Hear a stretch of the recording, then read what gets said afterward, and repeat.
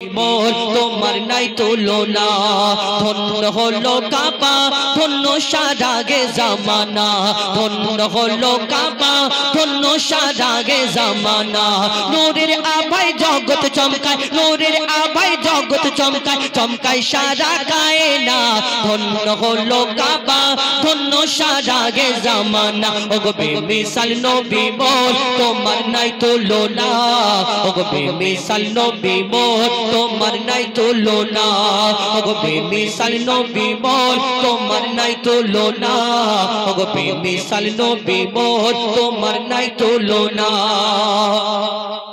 তোমার ওসিলায় শান্ত ধরায় বয়ে বেড়ায় মৃদু বাতাস বয়ে বেড়ায় মৃদু বাতাস তোর নীলিমায় চাঁদ সিতারায় বিনা খুঁটিতে রয় আকাশ বিনা খুঁটিতে রয় আকাশ তোমার নামের তালে বহে চলে নামের তালে বহে চলে সাগরে উর্মি মালা ধন্য হলো কাবা ধন্য সারাগে জামানা ওগো বেমিসাল নবী মোর তোমার নাই তুলনা ওগো বেমিসাল নবী মোর তোমার নাই তুলনা ওগো বেমিসাল নবী মোর তোমার নাই তুলনা ওগো বেমিসাল নবী মোর তোমার নাই তুলনা আল্লাহ এক একটা নবীকে এক এক রকম কবি দান করলেন ইউসুফ নবীকে আল্লাহ রূপের রাজা করে দুনিয়ার মধ্যে পাঠালেন যেন রূপ থেকে বিবি জুলাইখা তার প্রেমে ফিদা মগ্ন এবং ইউসুফ নবী রূপ থেকে মিশরের সুন্দরী সুন্দরী নারীরা আপেল কাটতে কাটতে কখন তার হাতে ছুরি বসিয়ে ফেললো তারা বুঝতে পারলো না অর্থাৎ ইউসুফ নবীকে আল্লাহ এত সুন্দর করে দুনিয়ার মধ্যে পাঠালেন ওই মিশরের সুন্দরী নারীরা হাত কেটে ফেলে যদি আল্লাহ ইউসুফ নবীর রূপকে এত সুন্দর করে তারা ইউসুফ নবীর রূপ থেকে যদি তারা হাত কেটে ফেলে তাহলে আমার নবীকে তো আল্লাহ শ্রেষ্ঠ করে ঘোষণা করলেন যদি ইউসুফ নবীর রূপ থেকে হাত কেটে ফেলে তাহলে আমার নবীকে যদি এক ঝলক দেখতো কি করতো কবি ছন্দের মাধ্যমে সেই সম্পর্কে আরো কি লিখছে দেখো ইউসুফ নবীর রূপেতে পড়ে কত নারী কেটেছে হাত কত নারী কেটেছে হাত ইউসুফ নবীর রূপেতে পড়ে কত নারী কেটেছে হাত কত নারী কেটেছে হাত দেখতো যদি তারা তোমাকে কলিজা কেটে দিত বাদ কলিজা কেটে দিত বাদ লাবণ্যময় চেহারা তোমার লাবণ্যময় চেহারা তোমার করি কি রূপের বর্ণনা ধন্য হলো কাবা ধন্য সারাগে জামানা ওগো বেমিসাল নবী মোর তোমার নাই তুলনা ওগো বেমিসাল নবী মোর তোমার নাই তুলনা ওগো বেমিসাল নবী মোর তোমার নাই তুলনা ওগো বেমিসাল নবী মোর তোমার নাই তুলনা ওগো বেমিসাল নবী মোর তোমার নাই তুলনা ওগো বেমিসাল নবী মোর বেমিসাল বেমিসাল বেমিসাল বেমিসাল বেমিসাল বেমিসাল বেমিসাল বেমিসাল বেমিসাল বেমিসাল বেমিসাল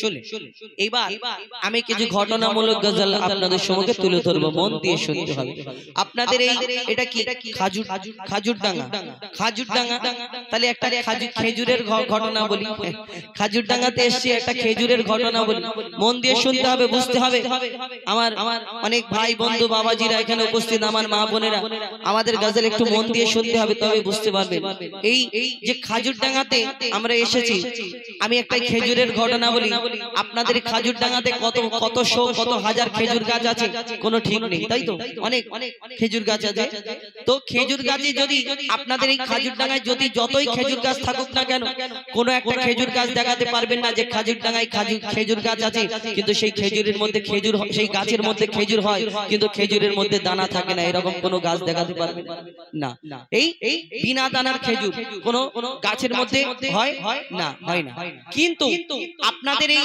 খাজুরডাঙ্গা বাদ দিন পুরো উত্তর 24 পরগনা দক্ষিণ 24 পরগনা পুরো ওয়ার্ল্ড ওয়েস্ট বেঙ্গল খুঁজলে পাবেন না যে একটা খেজুর গাছ আছে খেজুর গাছের মধ্যে খেজুর হয় কিন্তু খেজুরের মধ্যে দানা থাকে না বাবাজি এরকম হয় আমাদের পশ্চিম বাংলায় কোন জায়গায় পাবেন না, ভারতবর্ষেও পাবেন না।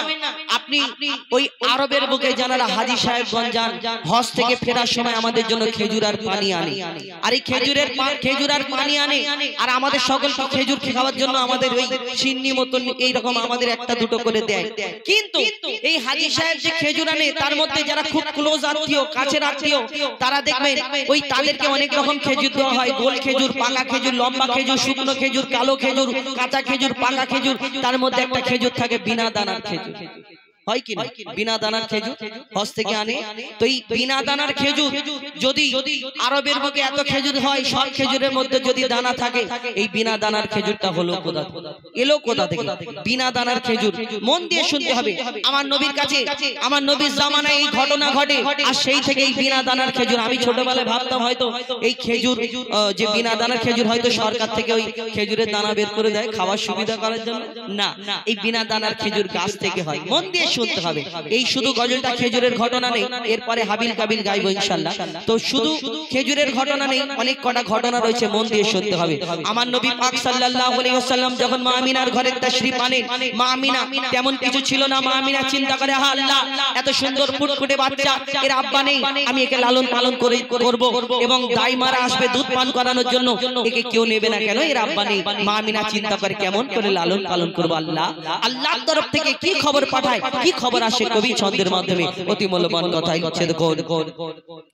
মা আমিনার দোলাই দেখো দোলে মিমের ফুল, মা আমিনার দোলাই দেখো দোলে মিমের ফুল, দুনিয়া ঘুরে পাবে না গো যাহার সমতল। মা আমিনার দোলাই দেখো দোলে মিমের ফুল, দুনিয়া ঘুরে পাবে না গো যাহার সমতল। সে আসার পরে পড়ছে দেখো, আসার পরে পড়ছে দেখো সারা জগৎ কোল, আসার পরে পড়ছে দেখো সারা জগৎ কোল। কি পড়ে? বলে লা ইলাহা ইল্লাল্লাহু মুহাম্মদ রাসূল, লা ইলাহা ইল্লাল্লাহু মুহাম্মদ রাসূল।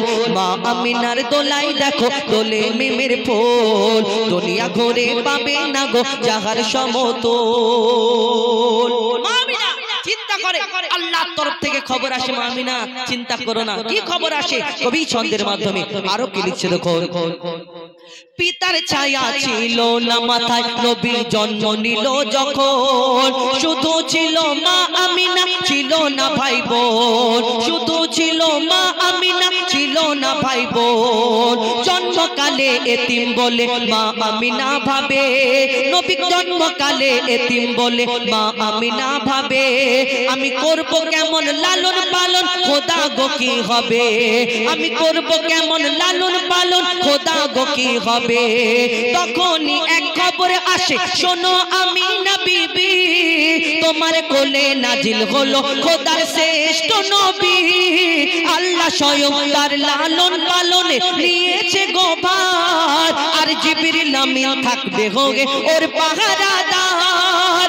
ও সৃষ্টিকুলের শিরোমণি, সৃষ্টিকুলের শিরোমণি হবে নবী কুলের মোল, সৃষ্টিকুলের শিরোমণি হবে নবী কুলের মোল।